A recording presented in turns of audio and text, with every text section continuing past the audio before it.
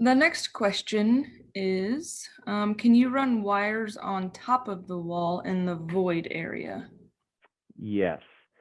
Electricians love this little chase area. Now we have a very low pitch on this model, but if you had even a 412 or certainly a 6 or 812 pitch, this area, now when another step sends out the panels, they're going to send a wall panel and the roof panel, and we're going to also send the styrofoam wedge that goes in here.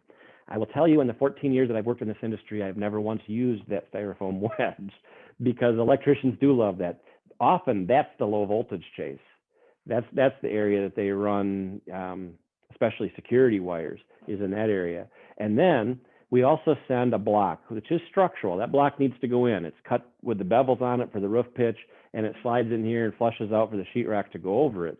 And so typically speaking, what I always did is after the electrician is done running whatever he wants to in there, and he also uses this area to get to the top of the chases that go down the walls as well, then spray foam that. And while that spray foam is expanding, take that block and drive it in and toenail it in and let that expand and fill every nook and cranny and really make that a tight area. So that is an ideal location for wires. It can be high voltage or low voltage wires.